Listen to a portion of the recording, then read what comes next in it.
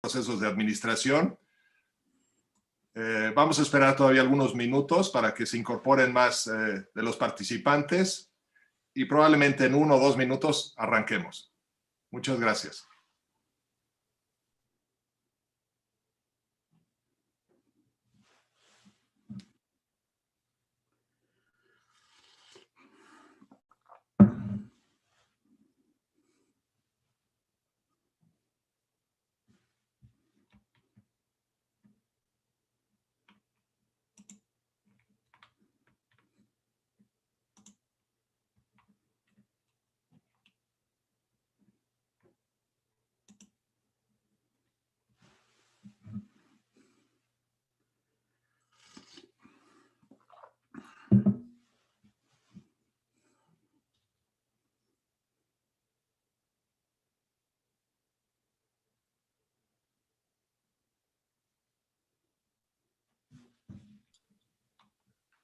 Bueno, muy buenos días a todos ustedes. Soy Eckhard Misner, presidente del Comité de Administración y Finanzas del Colegio Nacional de Consejeros Profesionales Independientes de Empresas. Y como asociado tengo hoy el honor de darles la bienvenida al webinar ¿Cómo lograr mayor efectividad del Consejo de Administración?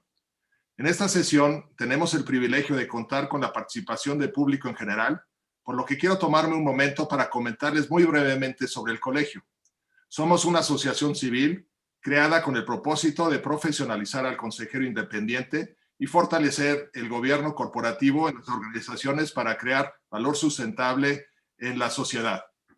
En el colegio, los asociados, junto con nuestro presidente Alfredo López Mestre, trabajamos en la promoción de acciones que impulsan el sano crecimiento de las organizaciones en nuestro país, haciendo sinergias con otras asociaciones, colegios y cámaras, y poniendo al alcance de los asociados información y prácticas de valor estratégico y social.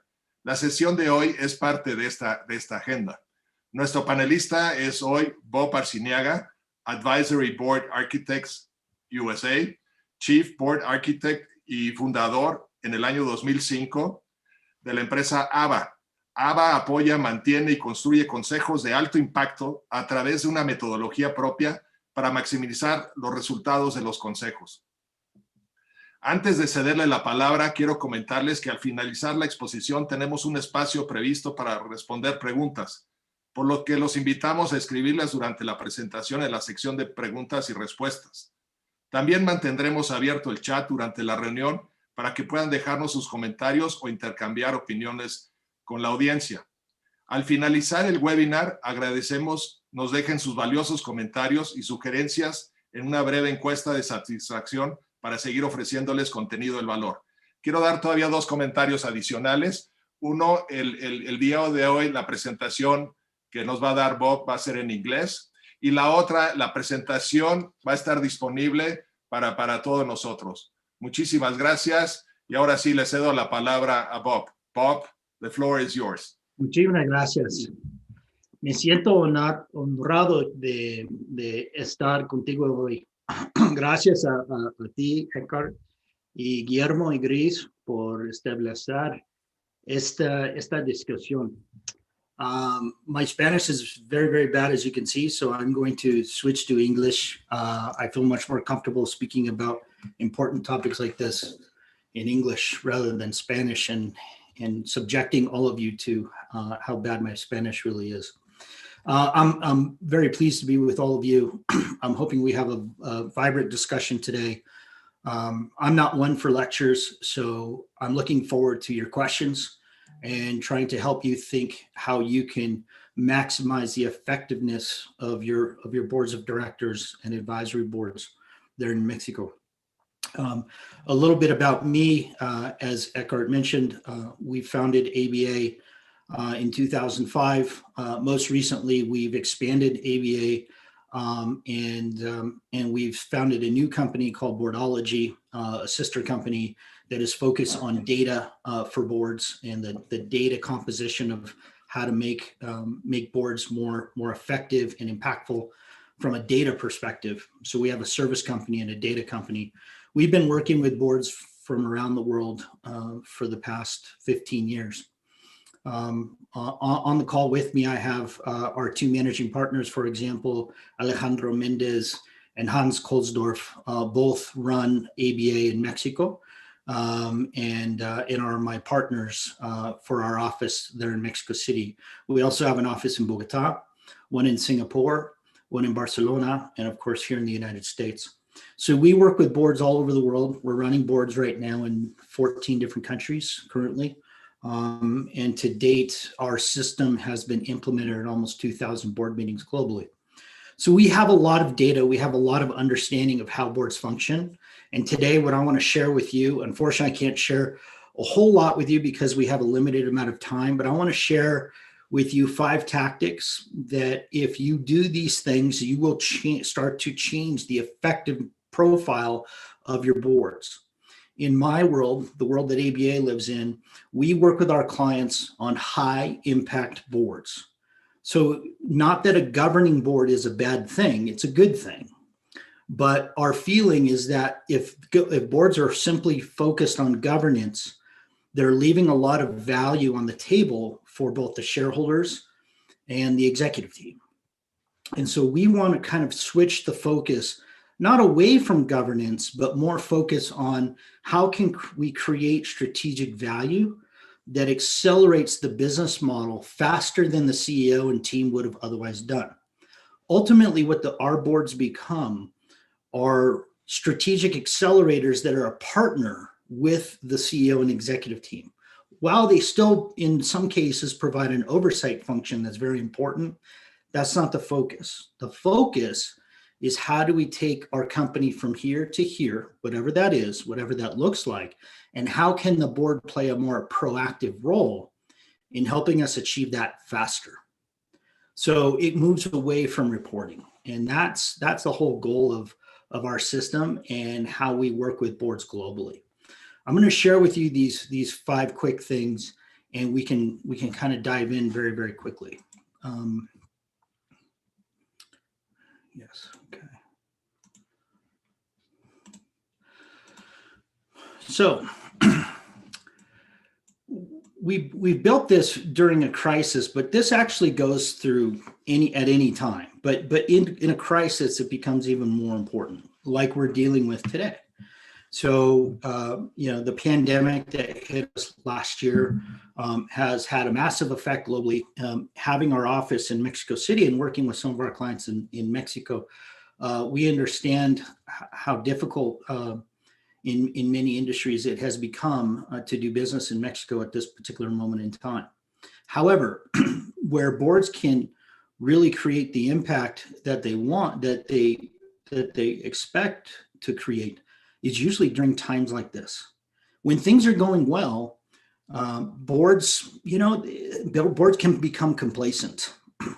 And things are going well, the CEO is doing well, the company's growing, the shareholders are happy.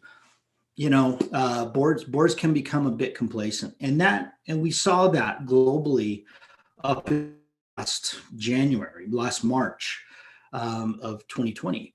And then everything changed. And very, very quickly, boards had to react to what the CEO and the teams were dealing with within their businesses.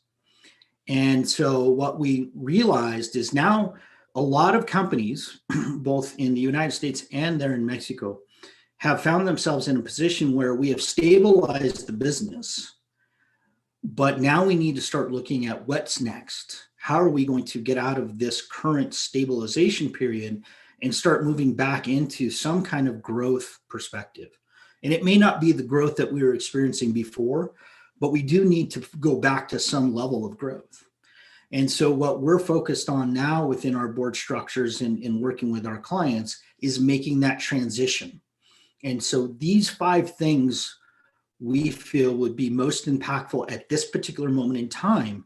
And if you do these things, I think you'll see some real benefits within the next 6 to 8 months in how your board is connecting and working with and collaborating with your CEO and your executive teams. So first and foremost is focus. What I mean by focus, and this goes at any time, is there's so many things that boards are required to look at, from a lot of different governance aspects.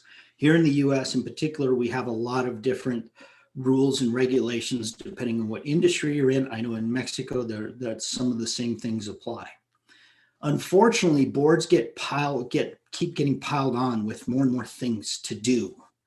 And every time you do that, you take away focus from what they're really, what the real value is the real value of a board can be, and that is to create shareholder value through acceleration of the business model.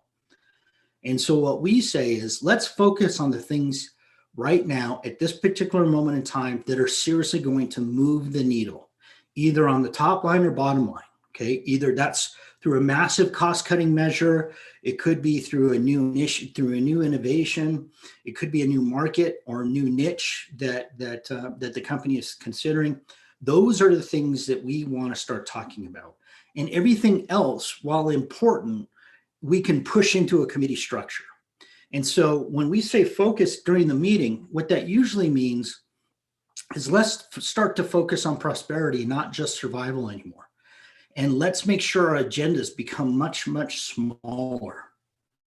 We've seen agendas in Mexico for companies in Mexico and here in the US that have 8, 10, 12, 14 different topics on an agenda. If that's what your agenda looks like, trust me, I'm not talking badly about you. All I'm saying is that that's too much.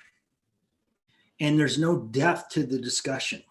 Unless you're going to have a 40-day board meeting, there's no way you can get into depth around how the board members can help the executive team think through how they're going to address these issues. So our suggestion is move the agenda to only the top 2 or 3 biggest initiatives. I just came from a board meeting yesterday here in the United States in Nashville, Tennessee. And this was a new board launch. And this is a pretty complex business, a fairly sizable family-owned company here in the US. And the board that we launched yesterday in the board meeting, the team and the board members at one point were thinking they were going to go down this list of agenda items that they were going to talk about. And it was 8, 9 agenda items. We got that down to 3. And yesterday's meeting was hugely impactful for the business. They got 3 amazing ideas in each one of those areas. They got offers of help from all the board members because we were able to dive in deep and understand the issues, and the board members could provide value in each one of those areas. Secondly, engage your board members. Stop reporting to them. Really bad board members love reports because they don't have to do anything. They don't have to think. All they do is react. So the executive team comes in, they do their presentation, and then they wait and it's very easy for the board members to just react to the information as opposed to have to think before they even show up about how they're going to engage with the CEO and executive team on how they create the most value. So eliminate all the reporting. I'm not saying eliminate it from the board packets. You can include it in the board packets, but don't go through the reports in the meeting that you included in the board packets. That's not useful. Now, if there's something that's unique about one of those reports or unique about the information in the reports, and that needs to be a discussion topic, that's another issue. But typically, we see a lot of wasted time in committee reports, and we just read what was already stated. Okay, that's not a good thing. That's a real waste of time. It doesn't engage your board members, and it becomes a reporting session as opposed to a collaboration session where we're trying to help the executive team in influencing their thinking in solving problems, the biggest problems a company's facing. Okay. Secondly, analyze how your board meetings are running. One of the reasons we started Boardology, our new company, and the data and the science behind that is because companies don't have any standardized methodology to understand how their board is performing on a meeting by meeting basis and how it can perform better. Think of it as a balanced scorecard for boards. That's what we provide. Now, you don't have to use Boardology for that. It's an automated system. You don't have to use that. You can build your own. And all you need to do is do some kind of a survey, some kind of analysis after each meeting to see how the meeting went. we're not analyzing the board members, we're analyzing the process of the meeting. How engaging was it for your board members? How impactful do they feel the meeting was? By the way, it shouldn't just be the board members that complete a survey like that. It should also be the executive team. Did they get any value out of the meeting? Very, very valuable. And start thinking of how can we take this data and start to analyze it so that we can understand how we create more value in the next meeting and the next meeting and the next. Finally, you need to leverage your board. It is an asset. If you use it properly, it's a real asset to growth. It's a real asset to creation of shareholder value. And so what we would recommend is that there's ongoing brainstorming sessions between the CEO and the board members, and that we're looking for ways from the board members. This is an expectation now, that the board members have to have offers of help. Let me help you with this. Can I help you strategize this idea? We've done this before. Maybe I can share with you some of the things that we did and that were successful, or even some of the things that we weren't successful at, so that you can avoid those. Maybe there's an introduction I can make on your behalf. Whatever it is, we want to see more opportunities for the board members to provide value in those ways that is active and proactive, creates massive leverage for the business, and creates much higher engagement between the CEO and the executive team and the board members. There's this level of trust that gets built that is very, very impactful when it comes to engagement and impact. Finally, skills. Okay, and this is a big issue, and I understand some of the sensitivity behind it, given that many businesses that we work with are family-owned companies, both in Mexico and here in the United States. And changing board members sometimes can be difficult, but this is an important time. The skills that you had on your board before are probably going to be different now that you're going to need to make the company more successful. And some of the people that were on the board before that were really, really valuable because of their skills at that particular moment in time and where the company was in its life cycle may not have the prerequisite skills for where we are today. And so the idea being, you want to start to think about that right now. You don't want board members on your board that can't add value because they don't have the experience that is needed. They are going to start having a very bad opinion about your business if they can't contribute, because they can't contribute. It's not their fault. They're really smart people. They just might not be smart in the areas that you need right now. So that being said, now is the time to start making changes to your board. I know it can be hard. It's not a fun conversation to have. Trust me, I've had to have it with a few of my own board members from my board for ABA. We follow our own processes. But when we do have these conversations, it's usually because they've become my friend and they're my trusted confidant. And I don't want to waste any more of their time if they can't add the value that we need and that we expect going forward. And so then it becomes a much easier conversation than us ruining a relationship. So I'm going to stop there and see what questions people have about these 5 things or anything else that you guys want to discuss as it relates to your boards. Yes, thank you, Bob. I have a question here. Mm-hmm. And it relates particularly to the comment that you get from skills. Mm-hmm. How would you define those skills that are required to have an effective board, and who helps the CEO or the president of the board to identify those skills, particularly right now in crisis like COVID-19? Yeah, that's a great question, Carter.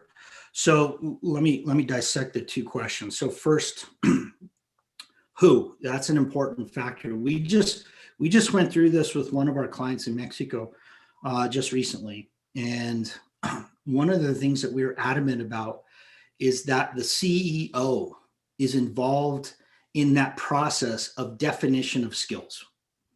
And where we tied it back to was, what was the 3-year strategic plan? So this company has a great strategic plan. And so what we started to look at was, okay, how is the plan potentially going to change given the current environment that we're in? And and how do we address those? Number one. Number two, now let's take those and what are we trying to achieve in the next 3 years? And what are the skills we have on the board and where are their gaps from the CEO's perspective and from the chairman's perspective, from both perspectives, right? And so we overlaid that with a matrix. And we said, okay, here's the skills we have for the board members that we have, and here's the skills that we need, and where are we off?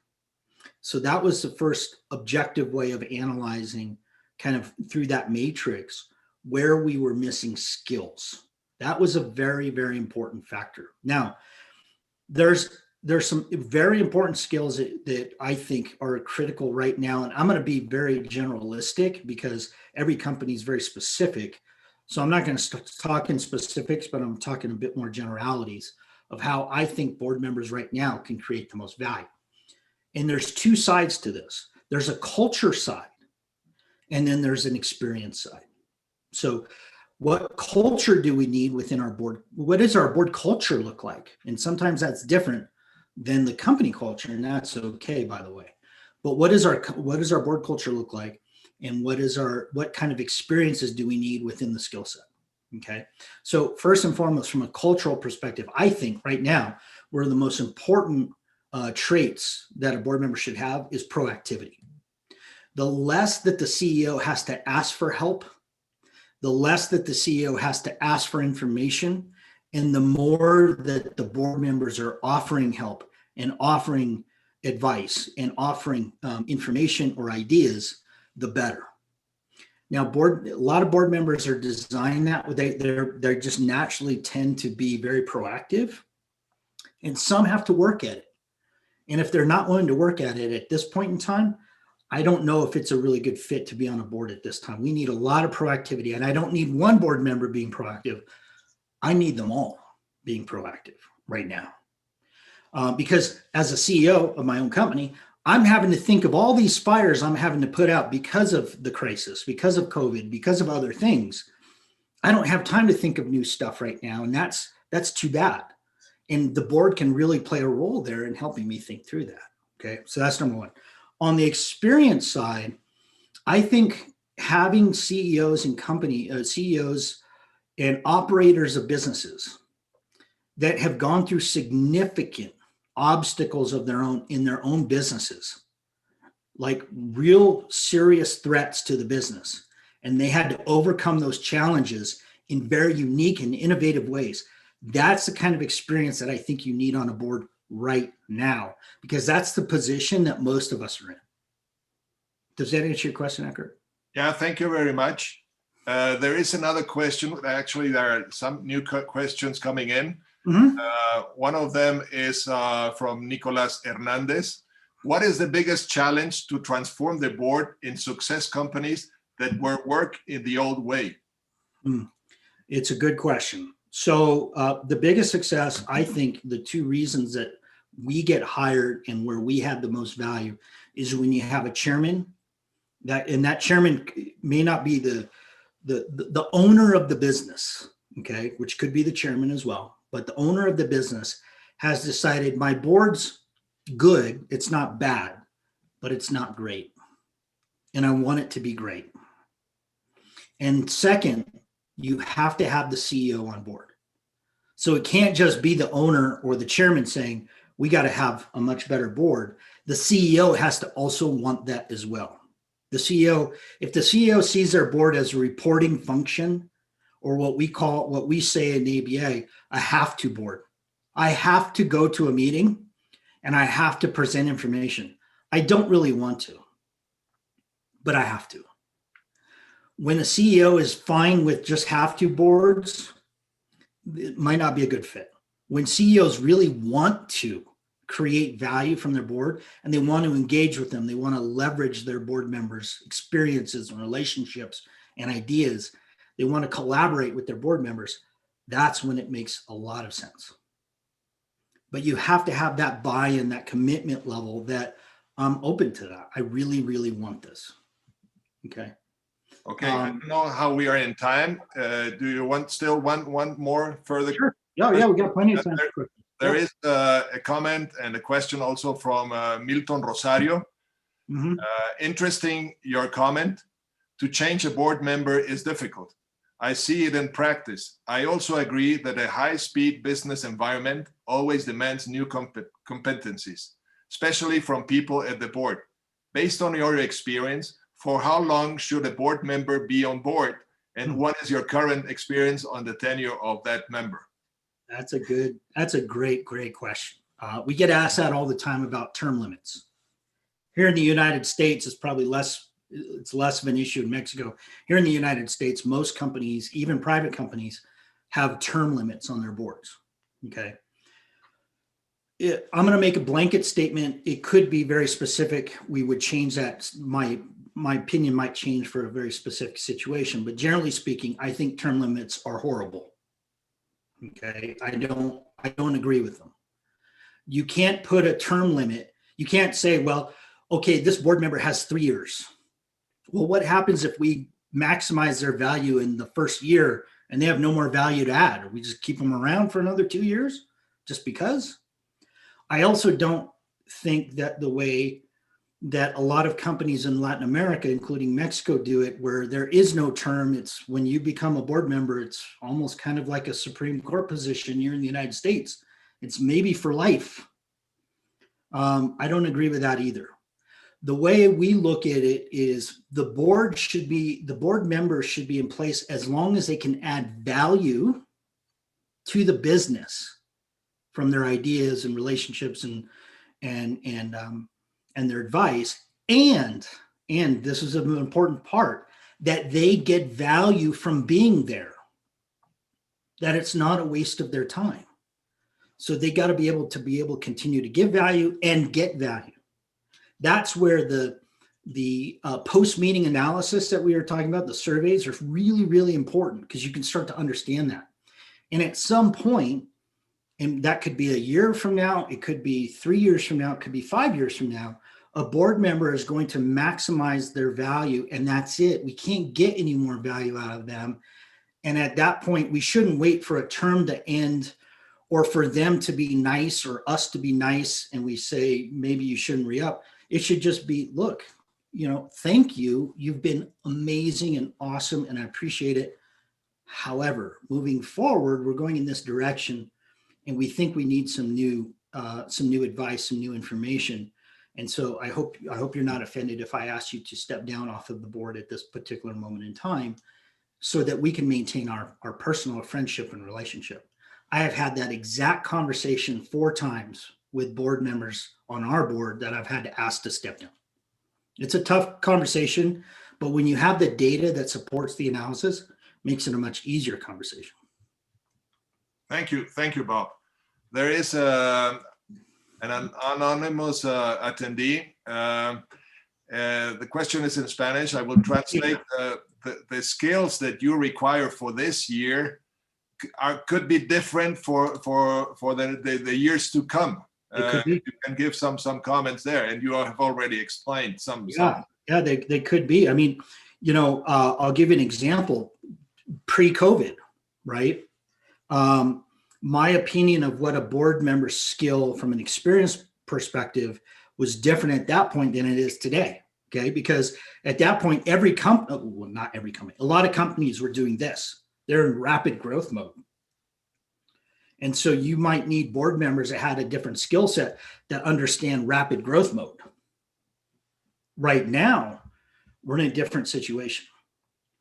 We may not be in rapid growth mode yet, again, but how do we prepare ourselves coming out of a crisis and moving into more of this profitability model where we're going to move back into maybe faster growth? And how do we best do that? What's the best ways? Because a lot of our companies have had to eliminate staff. So we're working on limited staff. Maybe we have capital constraints on our business that we didn't have before for very obvious reasons. Maybe there's other constraints or debts that we have that we tried to address during COVID, but aren't going to be something that's going to support rapid growth going forward. And so maybe we need some people on the board that have been through a very similar situation. And how did they set up their companies for success after overcoming a significant obstacle?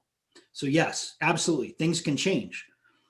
And that's why we believe that we don't believe in terms. We believe that a board member should be there as long as they can continue to add value in a proactive manner and get value from being on your board. And if we can prove that, then they should be on the board. Now, is that another 3 years from now? Maybe 5, maybe 6, maybe 10, maybe it's 1. I don't know. But the point is that I agree. The skills are going to change, because when you build your board and when you have your board experience skills matrix, it's for, don't forget, for the company in Mexico, they built it based on their strategic plan 3 years from now. So they're here today. They want to be here now in 3 years. So we built their board today for what that looks like 3 years from now. Well, once they achieve that, we're going to have a new set of objectives. And so your board member skills might have to change. Thank you, Bob. There is some comments and questions from Daniela Ortega. Mm-hmm. And you mentioned, I agree that focus and engagement are particularly important during a crisis, but it seems difficult to achieve it in the overboarding phenomenon, very predominant in Mexican boards. Don't you think that the inconveniences of overboarding have come to light during the COVID-19 crisis? And then she puts also another question. What is your view on the benefits of diversity on boards, especially during crisis? If you could give us. Okay, let me dissect both of those. So the first one is a very interesting perspective. And we see this in, it's not just a Mexican issue, it's also here in the US. You have some of the larger companies tend to think that, well, I have a bigger company now, so I need more board members. That's not necessarily the case. And don't take my word for it. Look at any studies on human collaboration. Okay.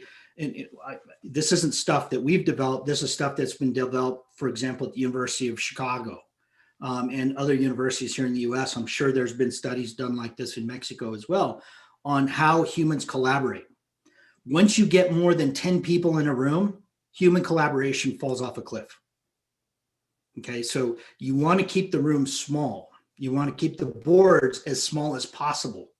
Less board members means less complications, less headaches, those types of things. However, here's a caveat to that, okay? And that is this: who is speaking in the boardroom plays an even greater role than how many board members you have. So I agree that the board members, as small as you can get it, the better. When we start a new board, we look at the independence, strictly independence. And for us, the magic number tends to be about 4 to 5. Independence. Okay, now we've seen boards and we've worked with boards that have a few more independence than that, and even some that have had a few less. But if you're asking me where the optimal amount of impact comes from, it's from boards that have 4 to 5 independents, typically. Okay. Now, that being said, though, if all the independents do is walk into the meeting and they get a reported to, and they have no way of engaging, you could have 20 people on that board. You could have one independent on that board. It doesn't matter. It's never going to be that impactful. So I would say it kind of walks in both sides, right? It's not just the number of board members or independents on your board. It's also how are they interacting, and that plays just as critical a role. But the number does have an impact. Now, when it comes to diversity, it's a great question, and it's one that that I often get in conversations like this, especially here in the United States, but also in Latin America and in Asia. It's becoming even more important too. Here's our thoughts on diversity. We believe very much primarily in diversity of thought. Now, I would like to see that housed within people that have different perspectives. And when I say people, that could be men, women, whatever, from whatever ethnic background, right?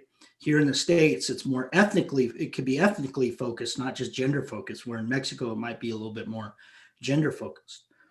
And so I think the importance of diversity from from a performance basis isn't necessarily based on whether a man or a woman or another ethnic minority is on that board. Okay, I don't know that to be true. I haven't seen any scientific data that tells me that Chicano men in their 50s, like myself from East Los Angeles, have better strategic thinking skills than the gringos that I see in most boardrooms. I haven't seen any data on that, even though I might believe that to be true. The fact of the matter is that we focus on who is the best player that we can get with the skills. And let's make sure, if we can, all things being equal, which they never are, let's try and figure out how much, let's make this diverse. Now, our boards tend to be much higher diversity percentages than boards, than any of the averages I've seen, even within countries that have mandates, like France, like the state of California, like other countries. Panama has a mandate as well. Our boards tend to be more diverse than those mandates require. Now, that's not because we're designing them per se that way, but they do tend to be that way because of how we're building the boards from a skill set perspective. And from every diverse candidate that I talk to, no woman wants to go on a board to be the token woman. They want to be there because guess what? They have the skills to be there. They have the ability to be there. They can impact the business. They're not there because they're a woman. Okay, so we look at it as how can we get idea diversity in it, and hopefully we can house that within somebody that has diversity from a gender perspective or from an ethnic perspective. Okay, thank you. Shall we continue with some other questions? Sure. Or do you want to proceed? Absolutely. Okay. Yeah. There is a question from Jorge Moreno, and his question is, a board member should participate in no more than 3 or 4 boards in order to attend with commitment. Is this the case? And in many cases, one person, I think he relates more to how many boards he should be able to attend, or what could be the capacity of a board member to attend boards. Yeah, it's a good point. Look, I agree with them generally. I agree with Jorge in general terms, but it is dependent on the type of board and the time commitment of those boards. Now, right now, during COVID, and as we're coming out of COVID into post-COVID, at least here in the United States, I know that's not necessarily the case yet in Mexico. Let's hope that it will be soon. There's probably a lot more time that's involved in any board you're on right now. And we've seen the data. We have the data on this. All of our boards have increased their time. So while it might have been 4 boards before COVID, during COVID, it might have been, that might have been tough to be able to do that and hold down a full-time executive role, given the time commitments that were needed. However, generally speaking, I would say that, 3 or 4 boards, depending on the size and the needs of the organization and their particular life cycle, where they are in their business life cycle, that seems reasonable. There's something that everybody should understand too. I don't believe this is in Mexico, but here in the United States, there's a lot of proxy services like ISS for public companies. They do track all of the boards that board members are on. And if they feel you're on too many boards, they'll put out red flags or cautionary, they'll put out cautions of putting you on more boards. So it's something to pay attention to, that other people are tracking that. We do too. If somebody's on a lot of boards and they're interviewing for one of our board spots, we're a little hesitant about putting them on the board. If they're on 5 or 6 other boards, probably not going to happen. Okay, thank you. There's another one from Charlie Ugalde. How do you perceive the transformation of the Mexican company towards corporate governance guidelines and the incorporation of independent directors to the company compared to the companies in the US? Look, I don't think governance is bad. I think governance is great. Too much governance, like we have here in the United States, actually stifles can be stifling to growth, because you get so focused on governance, you forget, wait, we're not here just to oversee, we're actually here to create value, not just oversee value creation. So I hope Mexico doesn't go that route. And from what I've seen with our clients that we're working with in Mexico, I haven't seen that. So that's good. The other part about Mexico that I love is the lack of the litigious nature of business in Mexico. Here in the United States, everybody gets sued for everything, right? And so we have to be very careful about some of our governance processes and protocols, because there's real risk and potential liability when you communicate something from the board level. There could be potential risks associated with that, where in Mexico, it's not quite the same. And that part, the companies in Mexico have a real leg up versus companies in the United States, because we have those restrictions on us here. I've seen minutes, for example, for companies, from board meetings for companies in Mexico, that you could never put that information in the minutes for a company in the United States unless you wanted to have a rash of lawsuits come after you. And it doesn't make any sense, trust me. But I think that's unique. I think the focus itself is more important than the tactics. The fact that many Mexican companies are looking at, how do I take my board to the next level? I think that's not something that's going to stop. And I'm very excited, not just being a business person involved with boards and having an office in Mexico, but I'm very excited for what could the impact that could have on the Mexican economy at large. Okay, thank you. Daniela Ortega, thank you for the response on overboarding, although I was referring to individuals that act as board members in 7 boards at the same time. Yeah, this is very common in Mexico. We see the same names in multiple boards. Yeah, it was the same thing here in the United States years ago. We've started to move away from that, but it still happens quite often. And I agree, that's not good. That we call, in the US, there was a term for a while called professional board members. Those are generalists, okay? And unfortunately, businesses today, at least what I've seen, the businesses we work with today aren't interested in generalists.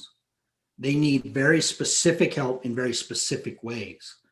And so gone, at least in our minds, gone are the days of, I need a financial person, I need a marketing person, I need an ops person, an HR person, et cetera, right?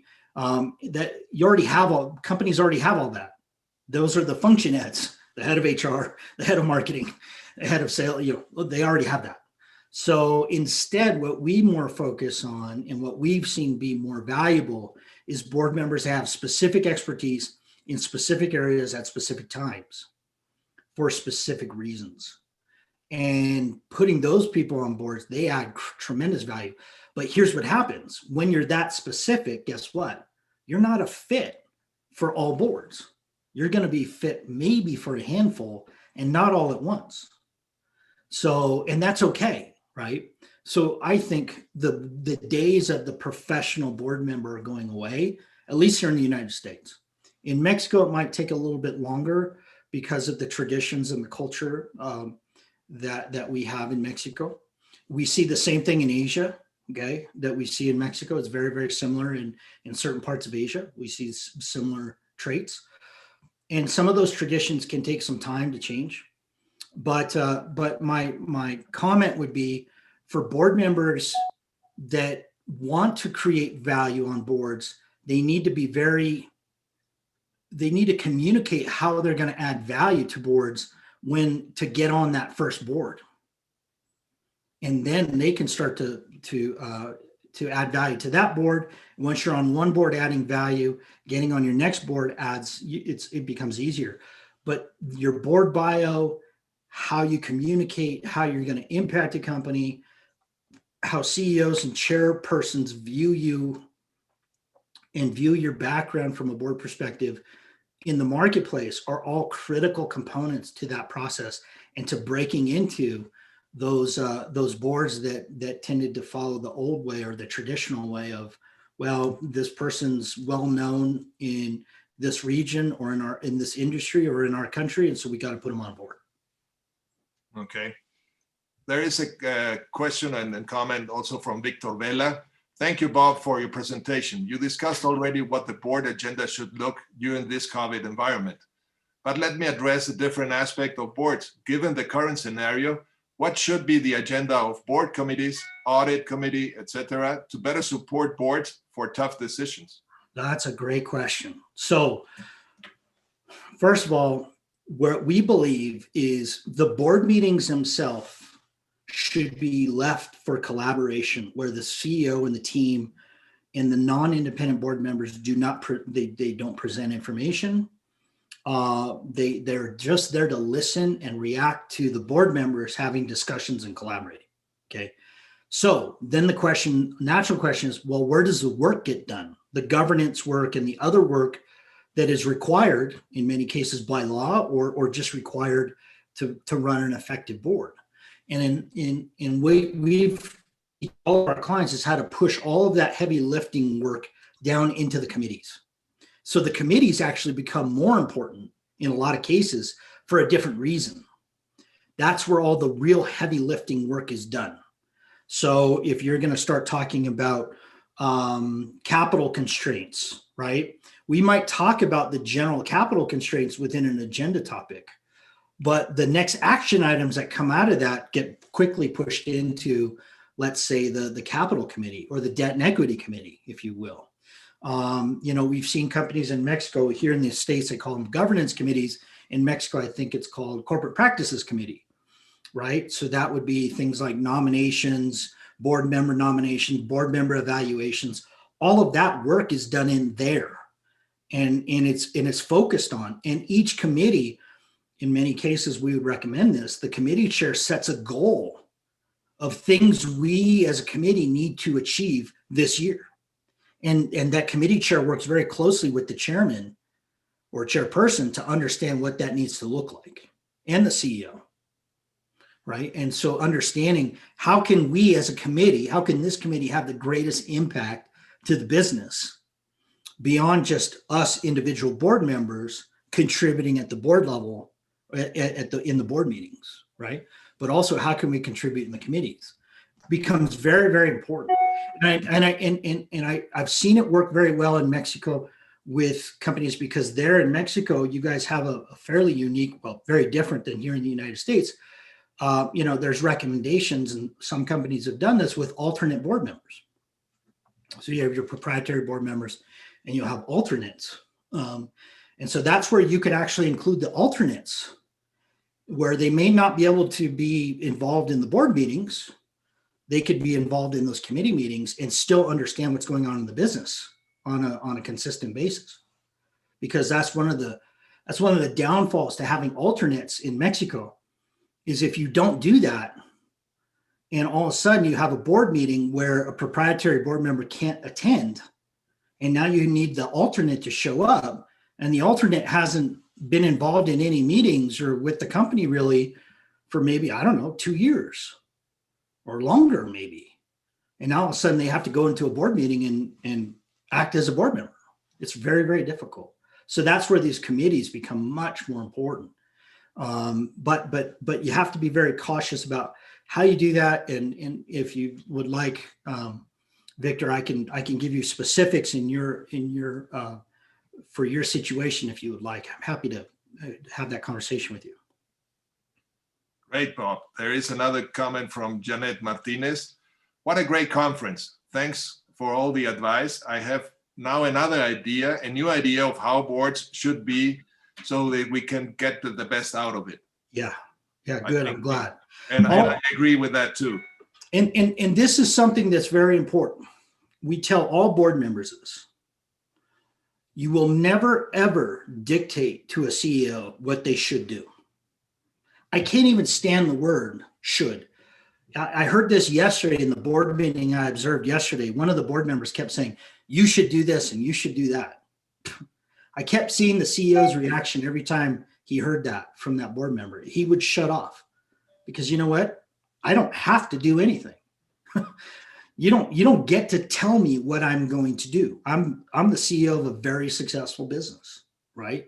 Now, all you have to do is change that word, because all you really are doing is influencing as a board member. And if you're a CEO, all you want your board members to do is influence your thinking. They're not there to tell you what to do. They're there to help you think about things differently. That's influence. And so I'm glad you said it that way, Janet, because all I wanted to do, and I hope I've done this for all of you, is influence your thinking on what a board could be. It doesn't have to be what we've been told it has to be. It can be more than that. So I hope I've influenced your thinking in that way. And then I'm moving, I don't know how we're doing with time. There are also some comments on the chat Sure. page. Yeah, absolutely. There is one from Sandra Sanchez. When you bring specific expertise on board, how do you avoid them from becoming too involved or wanting to get involved in the operation as they don't know it very well?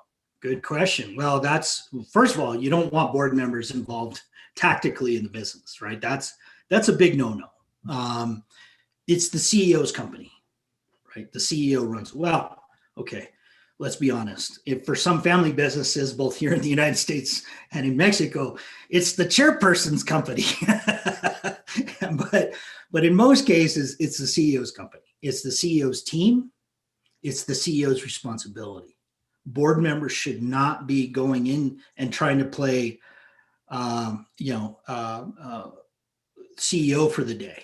Okay. So you want to be very careful about being tactical, but still trying to add, you want to avoid the tactics, but still add value on the strategic parts. So for example, yesterday in the board meeting I was just explaining, we were having a very interesting discussion about all the IT issues that this company was having.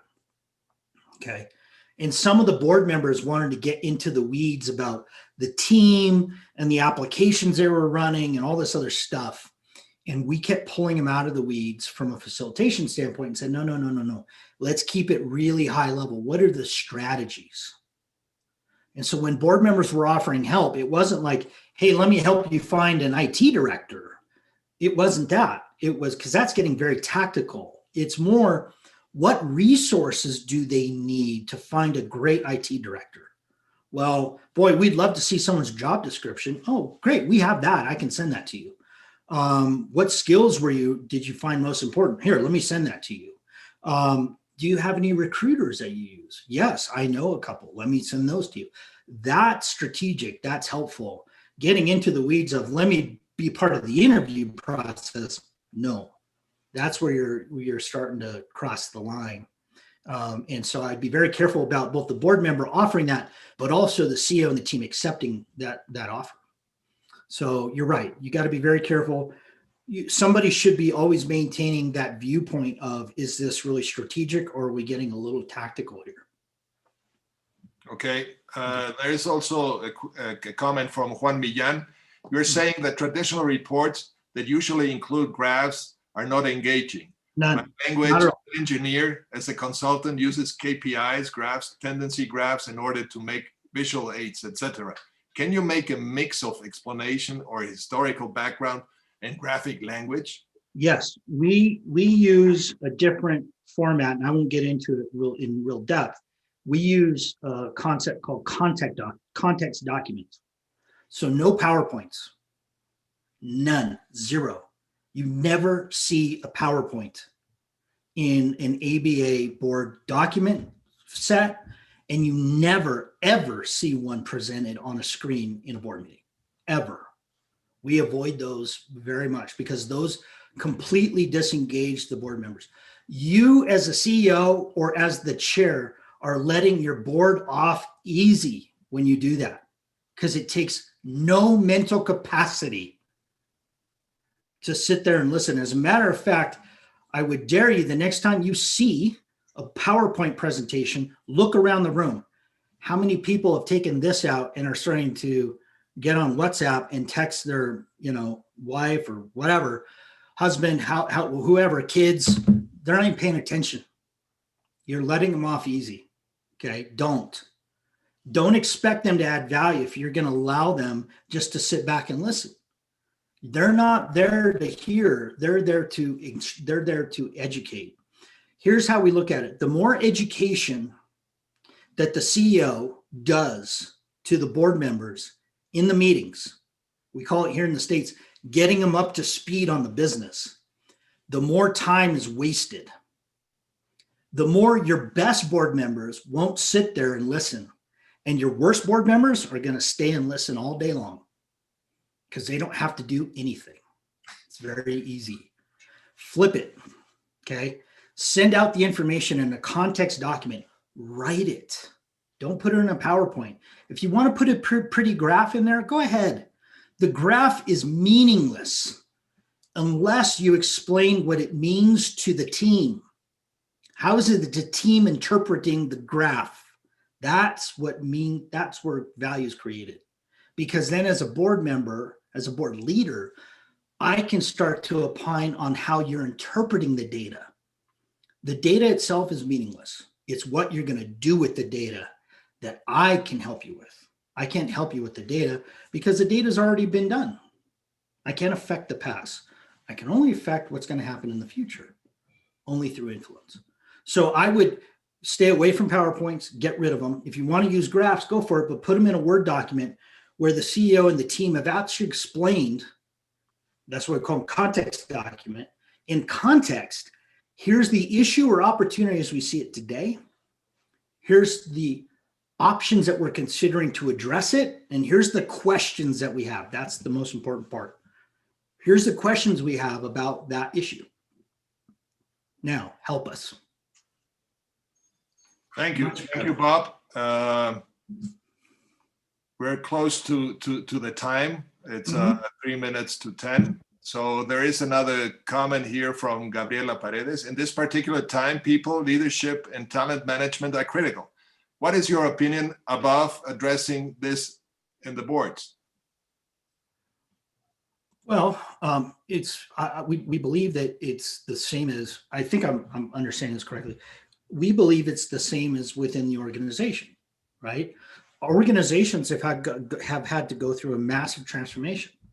In many cases, organizations have had to look at their own processes, their own human capital, and make adjustments to processes, human capital, operations, finance, all those things. They've had to make adjustments in this new world that we're in, this new environment, this new business environment that we find ourselves in. And that's going to maybe continue to change over time.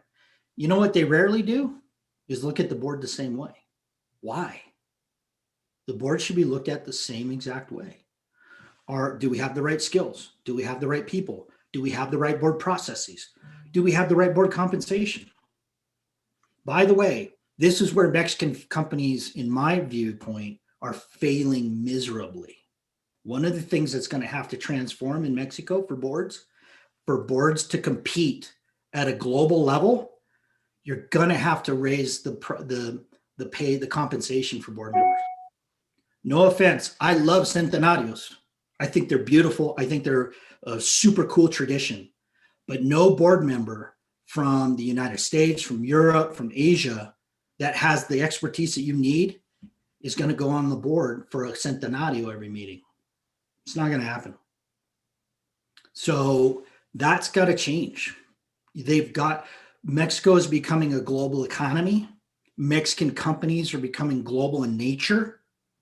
You can't just have boards filled with local people that only know Mexico. And so to be able to attract that level of board member and that level of board leader that's truly going to impact your business, you're going to need to increase the fees. Now, that doesn't mean you have to pay what US companies pay by any means. That doesn't mean that. But it just means that you're going to have to look at those things and understand, how do we adjust our processes? How do we adjust our skills?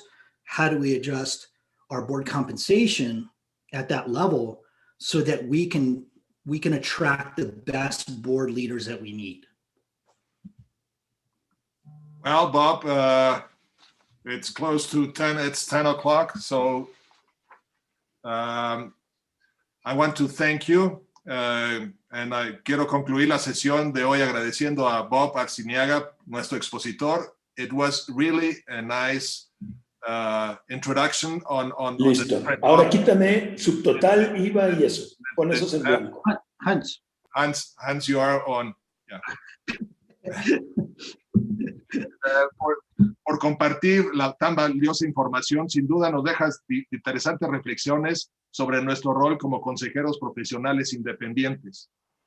Muchas gracias también a Grisel Elizondo, quien desde la gerencia del colegio hace posible la realización de este evento.